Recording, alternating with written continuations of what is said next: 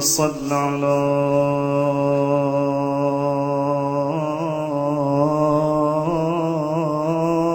محمد آل محمد. بسم الله الرحمن الرحيم. الحمد لله رب العالمين، وصلى الله على سيدنا محمد نبيه وآله وسلم تسليما.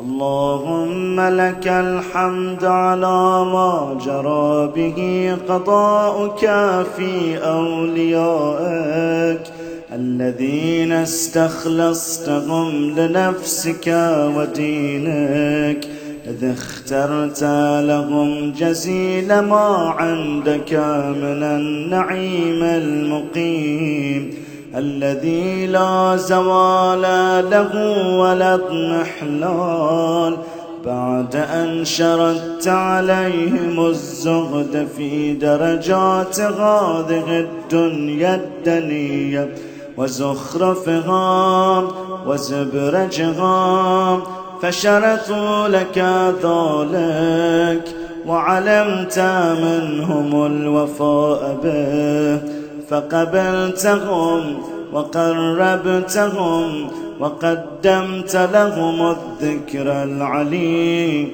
والثناء الجليل، وأهبت عليهم ملائكتك وكرمتهم بوحيك ورفدتهم بعلمك وجعلتهم الذريعة إليك والوسيلة إلى رضوانك.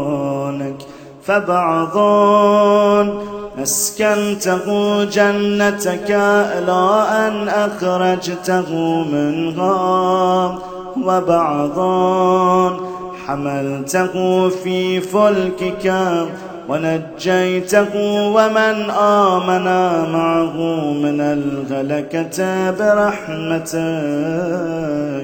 وبعض اتخذته لنفسك خليلا وسألك لسان صدق في الآخرين فأجبته وجعلت ذلك عليا، وبعض كلمته من شجرة تكليما وجعلت له من أخيه ردءا ووزيرا، وبعض أولدته من غير آب وآتيته البينات وأيدته بروح القدس، وكل شرعت له شريعة ونهجت له منهاجا وتخيرت له أوصياء مستحفظا بعد مستحفظ من مدة إلى مدة، إقامة لدينك وحجة على عبادك، ولئلا يزول الحق عن مقره ويغلب الباطل على أهله، ولا يقول أحد لولا أرسلت إلينا رسولا منذرا وأقمت لنا علما هاديا فنتبع آياتك من قبل أن نذل ونخزى، إلى أن انتهيت بالأمر إلى حبيبك ونجيبك محمد صلى الله عليه وآله، فكان كمن تجبته سيد من خلقت وصفوة من اصطفيت وأفضل من اجتبيت، وأكرم من اعتمدت. قدمته على أنبيائك وبعثته إلى الثقلين من عبادك، وأوطأته مشارقك ومغاربك، وسخرت له البراق، وعرجت بروحه إلى سمائك، وأودعته علم ما كان وما يكون إلى انقضاء خلقك. ثم نصرته بالروح، وحففته بجبرائيل وميكائيل والمسومين من ملائكتك، ووعدته أن تظهر دينا على الدين كله ولو كره المشركون، ولو كره المشركون. وذلك بعد أن بوأته مبوأ صدق من أهله، وجعلت له ولهم أول بيت وضع للناس للذي ببكة مباركا وهدى للعالمين، فيه آيات مقام إبراهيم، ومن دخله كان آمنا. وقال إنما يريد الله ليذهب عنكم الرجس أهل البيت ويطهركم تطهيرا. ثم جعلت أجر محمدا صلواتك عليه وآله مودتهم في كتابك، فقلت قل لا أسألكم عليه أجرا إلا المودة في القربى.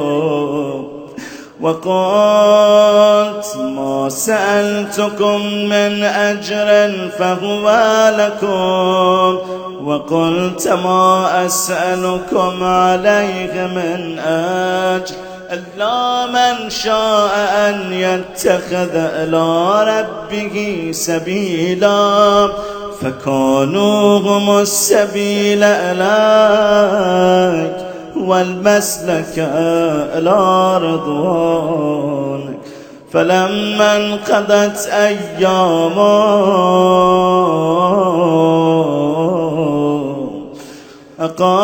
أقام وليه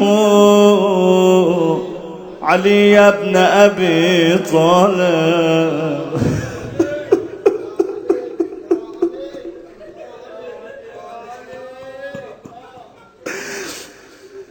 صلواتك عليهما وآلهما هاديا،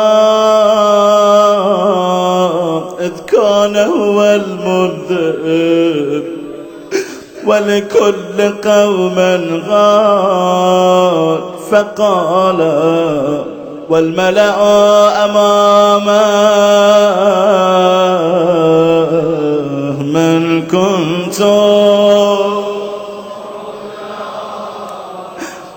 فعلي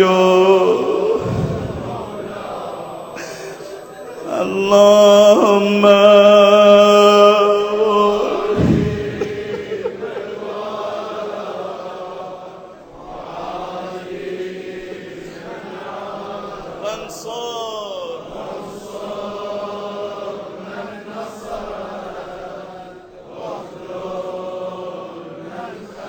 وقال من كنت أنا نبيه فعلي أمير وقال أنا وعلي من شجرة واحدة وسائر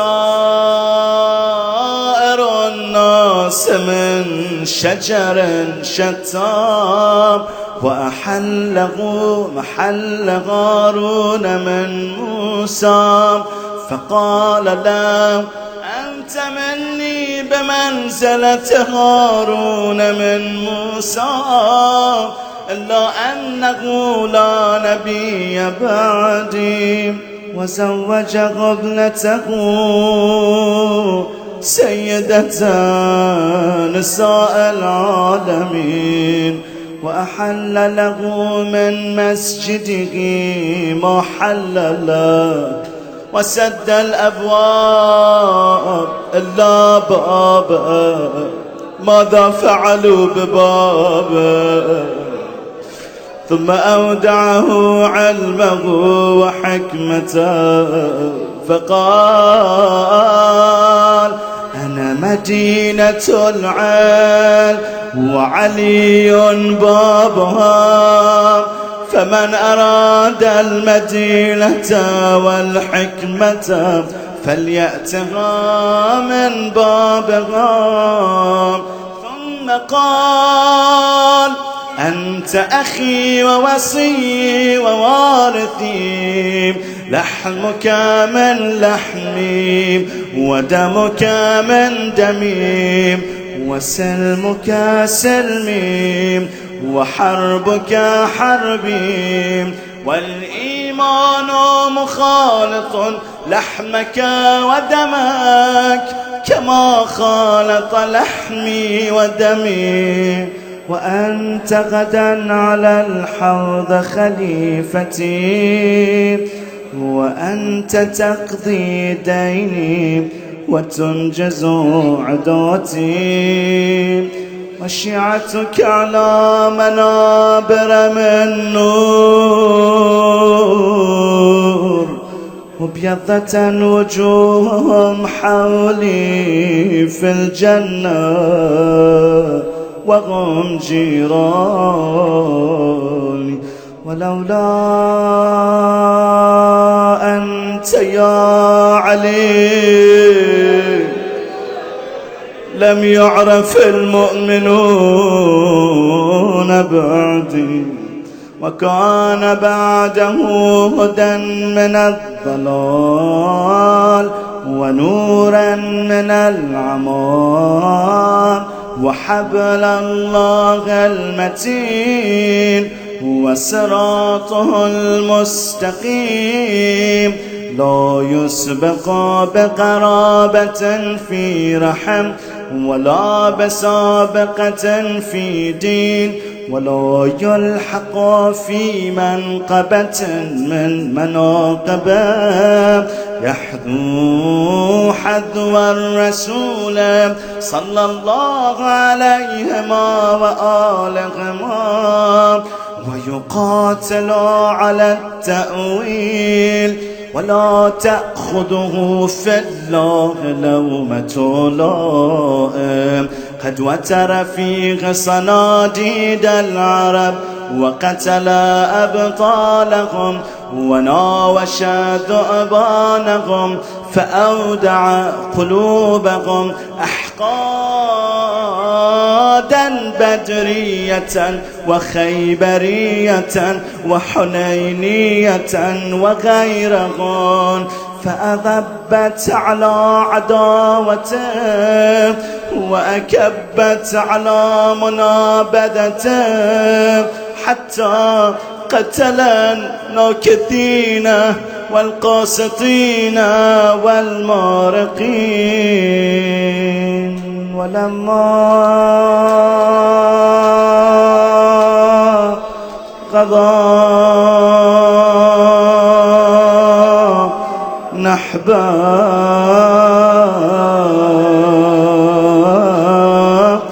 وقتله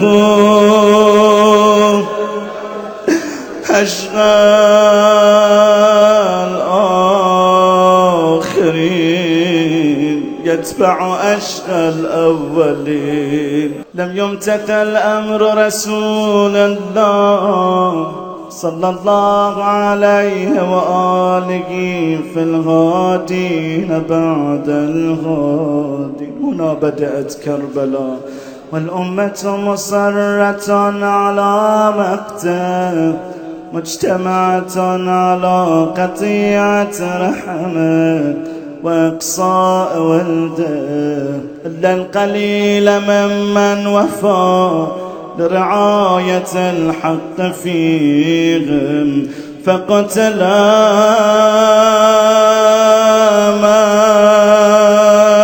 قتل وسبي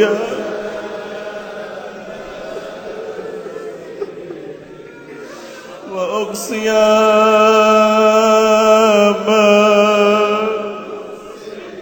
وجرى القضاء لهم بما يرجى له حسن المثوبة، إذ كانت الأرض لله يورثها من يشاء من عباده، والعاقبة للمتقين. وسبحان ربنا إن كان وعد ربنا لمفعولا، ولن يخلف الله وعده وهو العزيز الحكيم.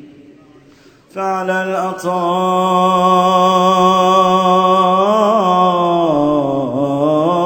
بمن أغلب بيت محمد وعلي صلى الله عليهما وآلهما يا شيعة فليبكي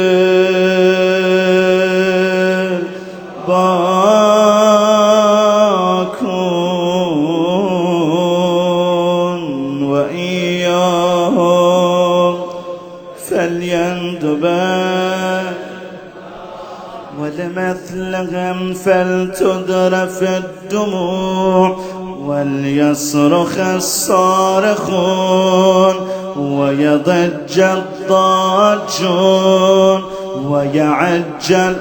لماذا؟ أين الحسن؟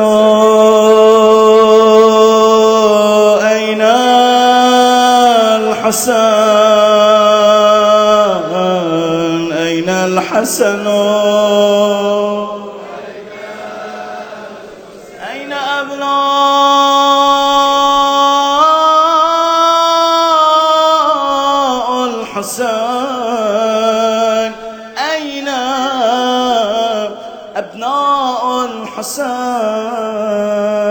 صالح بعد صالح، وصادق بعد صادق.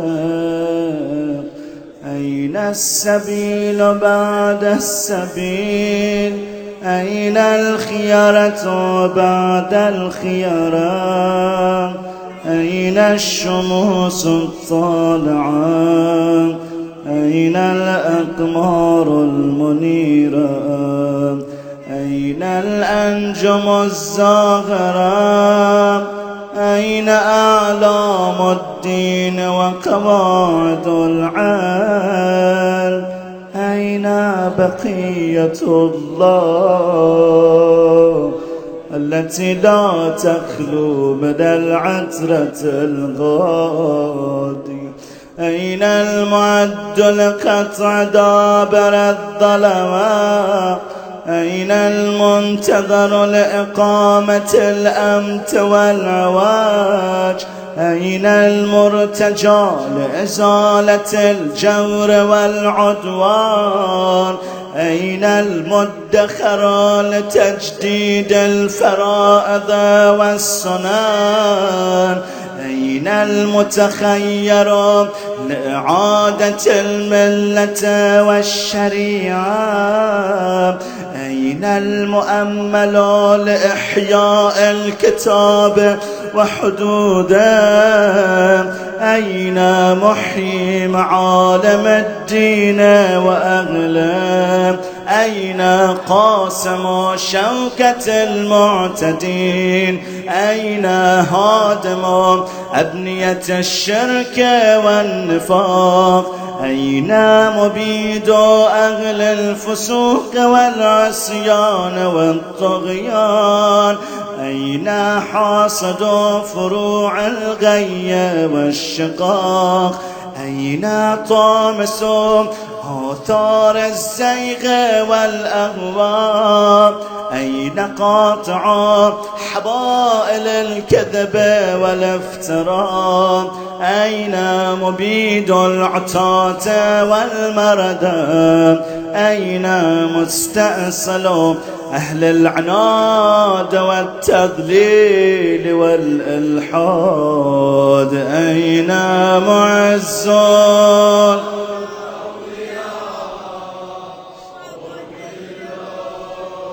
أين معز الأولياء؟ أين معز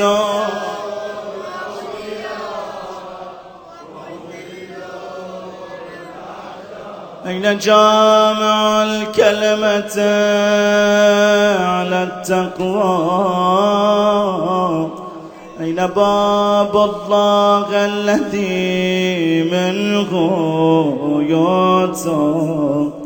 أين وجه الله الذي إليه يتوجه الأولياء؟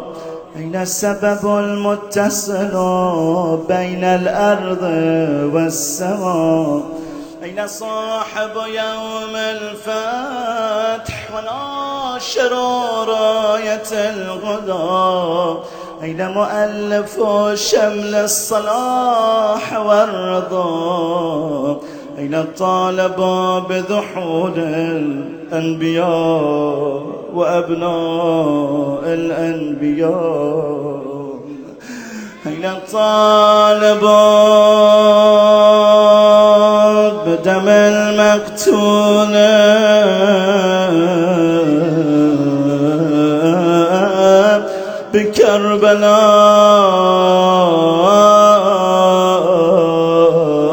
بكربلاء؟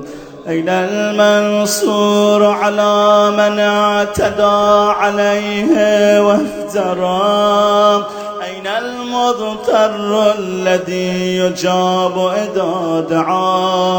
أين صدر الخلائق ذو البر والتقوى؟ أين ابن النبي المصطفى وابن علي المرتضى وابن خديجة الغراء وابن فاطمة الكبرى؟ بأبي أنت وأمي ونفسي لك الوقاء والحمى يا ابن فاطمة. بأبي أنت وأمي ونفسي لك الوقاء والحمى يا ابن السادة المقربين يا ابن النجباء الأكرمين يا ابن الغداة المهديين يا ابن الخيرة المغذبين يا ابن الغطارفة الأنجبين يا ابن الأطاب المطهرين يا ابن الخضارمة المنتجبين يا ابن القماقمة الأكرمين يا ابن البدور المنيرة يا ابن السرج المضيئة يا ابن الشغب الثاقبة يا ابن الأنجم الزهرة يا ابن السبل الواضحة يا ابن الأعلام اللائحة يا ابن العلوم الكاملة يا ابن السنن المشهورة يا ابن المعالم المأثورة يا ابن المعجزات الموجودة، يا ابن الدلائل المشهودة، يا ابن الصراط المستقيم، يا ابن النبأ العظيم، يا ابن من هو في الكتاب لدى الله علي حكيم، يا ابن الآيات والبينات، يا ابن الدلائل الظاهرات، يا ابن البراهين الواضحات الباهرات، يا ابن الحجج البالغات، يا ابن النعم السابغات، يا ابن طه والمحكمات، يا ابن ياسين والذاريات، يا ابن الطور والعاديات، يا ابن من دنا فتدلى فكان قاب قوسين أو أدنى، دنوا واقترابا من العلي الأعلى. ليت شعري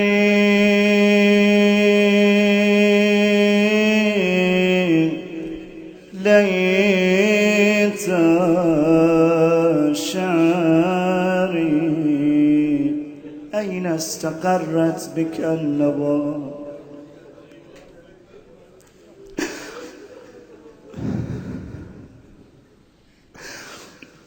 بل أي أرض تقلك أو ثرى برضوى أو غيرها أم ذي طوى، أنت تعرف عزيز علي أن أرى الخال ولا ترى ولا ترى ولا ترى، ولا أسمع لك حسيسا ولا نجوى،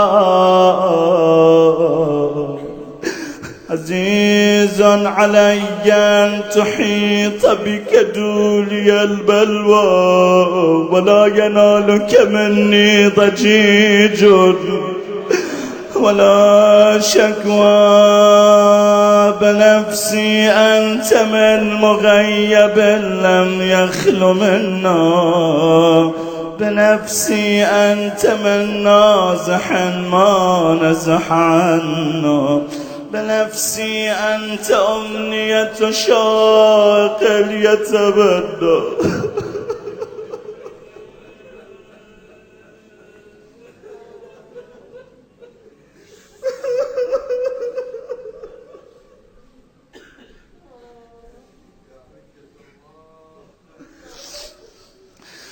بنفسي أنت أمنية شائق يتمنى، من مؤمن ومؤمنة ذكرا فحنى، بنفسي أنت من عقيد عز لا يسامى، بنفسي أنت من أثيل مجد لا يجارى، بنفسي أنت من تلاد نعم لا تضار، بنفسي أنت من نصيف الجرف لا يصاب، وأي خطاب أصف فيك وأي نجوى، عزيز علي أن أجاب دونك وأناغى، عزيز علي أن أبكيك ويخذلك الورى، عزيز علي أن يجري عليك دونهم ما جرى، هل من معين فأطيل معه العويل والبكاء، هل من جزوع فأساعد جزعه إذا خلا، هل قذيت عين فساعدتها عيني على القضاء. هل إليك يا ابن أحمد سبيل فتلقى؟ هل يتصل يومنا منك بعدة فنحظى؟ متى نرد مناهلك الروية فنروى؟ متى ننتقع من عذب مائك فقد زال الصدى؟ متى نغاديك ونراوحك فنقر عينا؟ متى ترانا ونراك؟ متى ترانا وقد نشرت لواء الناس؟ تصور هذا المنظر. ترانا نحف بك وأنت تأم الملا، وقد ملأت الأرض عدلا وأذقت أعداءك هوانا وعقابا، وأبرت العتاة وجحدت الحق، وقطعت دابر المتكبرين، واجتثثت أصول الظالمين. ونحن نقول الحمد لله رب العالمين. اللهم أنت كشاف الكرب والبلوى، وإليك أستعدي فعندك العدوى، وأنت رب الآخرة والدنيا. فأغث يا غياث المستغيثين،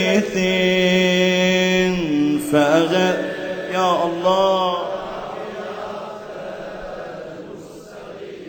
عبيدك المبتلى وأرغي سيده يا شديد القوى، وأزل عنه بغي الأسى والجوى، وبرد غليله يا من على العرش استوى، ومن إليه الرجاء والمنتهى.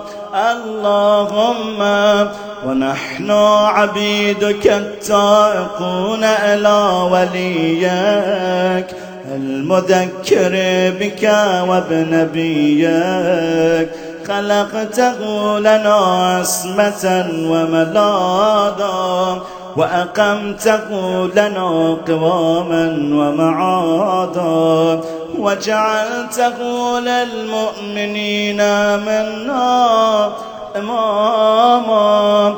فبلغه منا تحية وسلاما، وزدنا بذلك يا رب إكراما، واجعل مستقره لنا مستقرا ومقاما، وأتمم نعمتك بتقديمك إياه أمامنا، حتى توردنا جنانك ومرافقة الشهداء من خلصائك. اللهم صل على محمد وآل محمد، وصل على محمد جده ورسولك السيد الأكبر، وعلى أبيه السيد الأصغر، وجدته الصديقة الكبرى فاطمة بنت محمد، وعلى من اصطفيت من آبائه البررة، وصل عليه أفضل وأكمل وأتم وأدوم وأكثر وأوفر ما صليت على أحد من أصفيائك وخيرتك من خلقك، وصلى عليه صلاة لا غاية لعددها ولا نهاية لمددها ولا نفاد لأمدها.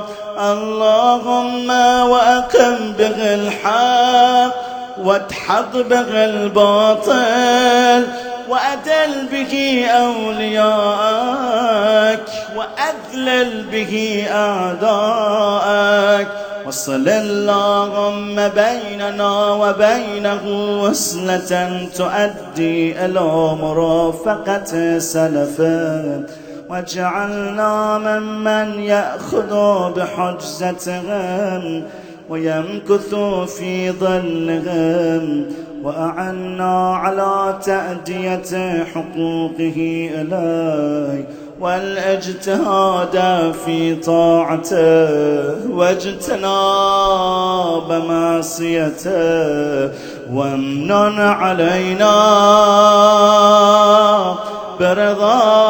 برضاه، وهب لنا رأفته ورحمته ودعاءه وخيرا ما ننال به سعة من رحمتك وفوزا عندك، واجعل صلاتنا به مقبولا وذنوبنا به مغفورا ودعاءنا به مستجابا، واجعل أرزاقنا به مبسوطا وغمومنا به مكفيا وحوائجنا به مقضيا، وأقبل إلينا بوجهك الكريم واقبل تقربنا